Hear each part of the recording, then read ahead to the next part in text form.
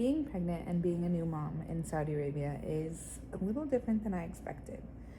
To be fair, I'm not sure exactly what I expected, but here's what we're going to talk about in today's episode of Nap Chats. A little different today.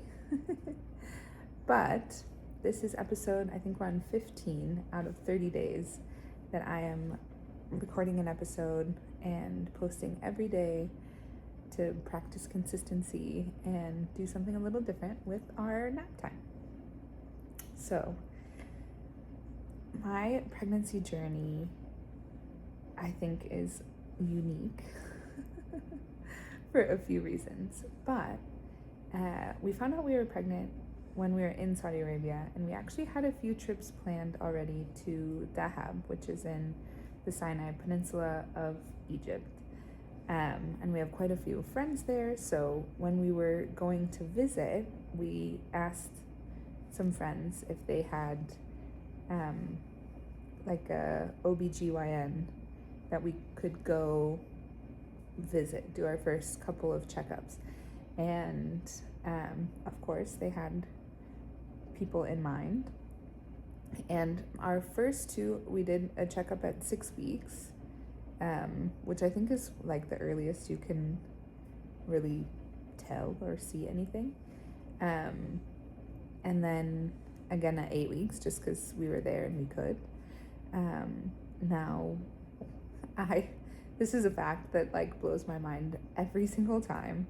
To go see this doctor and to get an ultrasound, like her visit, ultrasound, everything cost the equivalent of $8 £400 at the time, $8 for an appointment and an ultrasound. That's wild.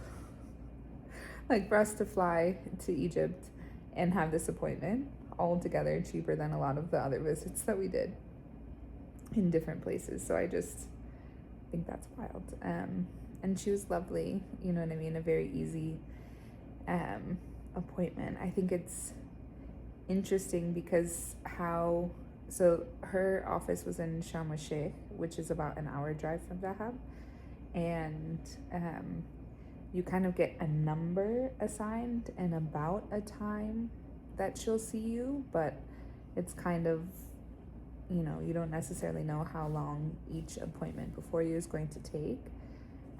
So for example, and most of the appointments are at night, which in the US, this is a wild concept, but in the Middle East, like very common to have doctors' offices open late at night, like late into the night.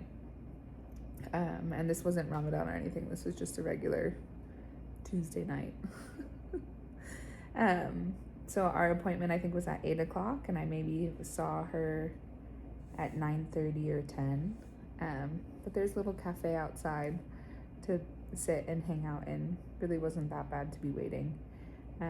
And she spoke English. It was great.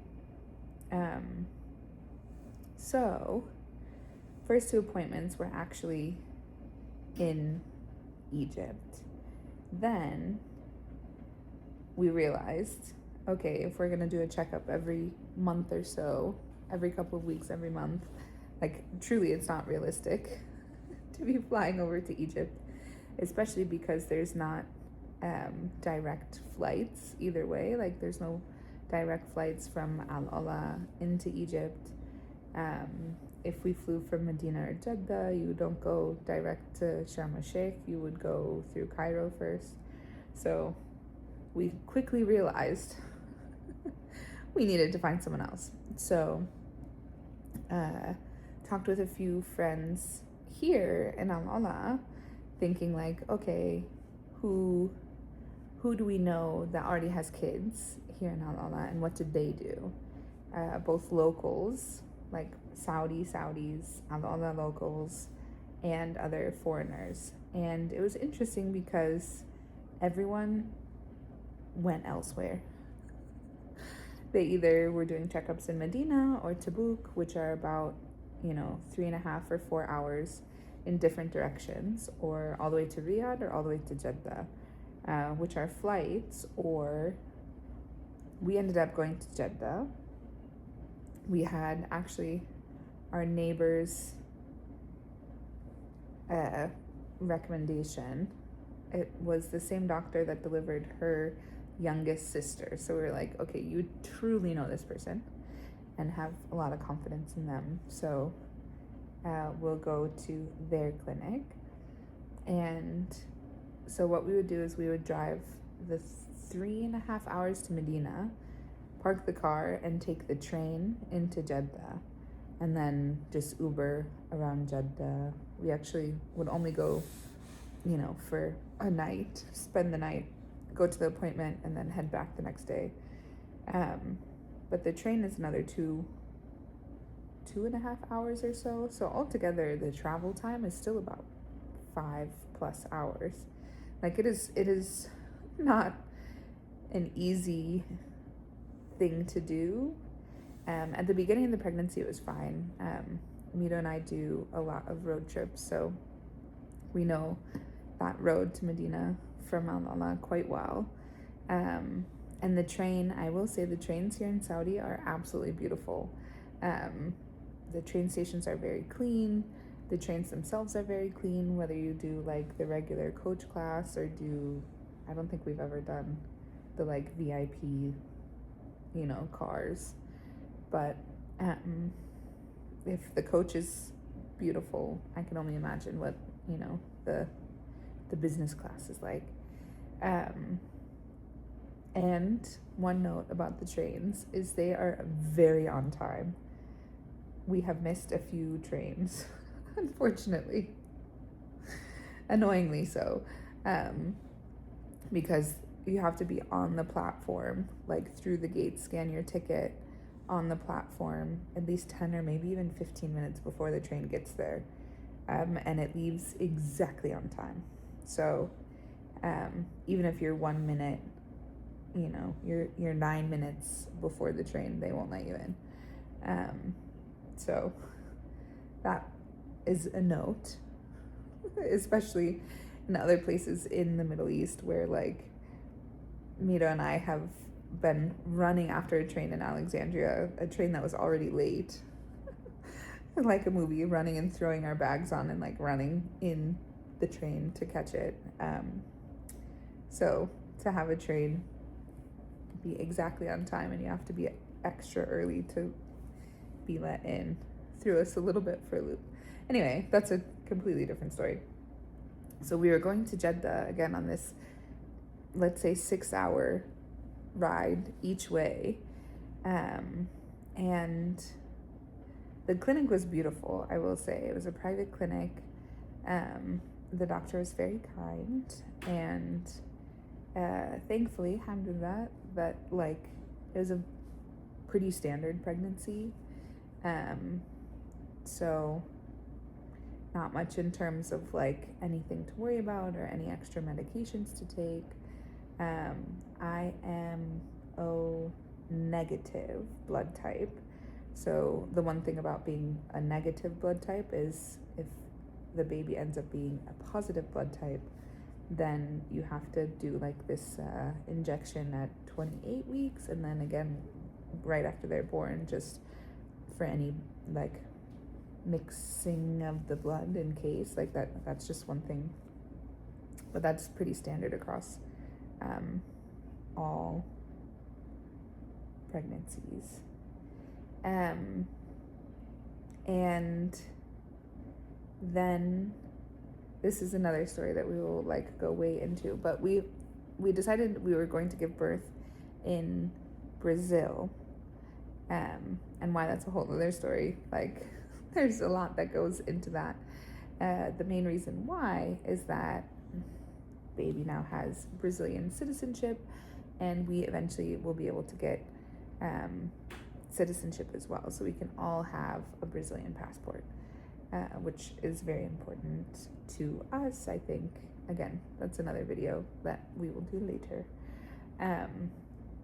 But then when we came back from Brazil and it was time to find a pediatrician, or even let me back up, before going to Brazil, so once we started to reach the 3rd trimester, I was like, going all the way to Jeddah is a task. I'm heavily pregnant, and this is a little bit too difficult. So, like, there's gotta be, you know, again, it's a very easy, normal, standard pregnancy. Alhamdulillah. So, let's see if there's an OBGYN here in town. Like, there has to be someone. So, we went to one of the clinics, and lo and behold, there was someone, and she was lovely. And we a little bit were like, okay, well, we could have been going to her the whole time. I think as first time parents, you want the best of the best of the best, which is why the idea of going to Jeddah, to this fancy clinic, felt like the right decision. And I do think at the time, you know, it was right. It made sense to us. But then when we realized we really could have stayed in Alala because we didn't really check all of our options ourselves, you know, just going by recommendations of other people, which then comes back when we came back here. There also are technically no pediatricians in Alala. So then, of course, we're like, how do we do checkups for our brand new baby and get vaccinated, all these things? Like, are we really gonna have to now trek to Medina or Tabuk or Jeddah or Riyadh with a brand new baby? Like, that is gonna feel like a lot.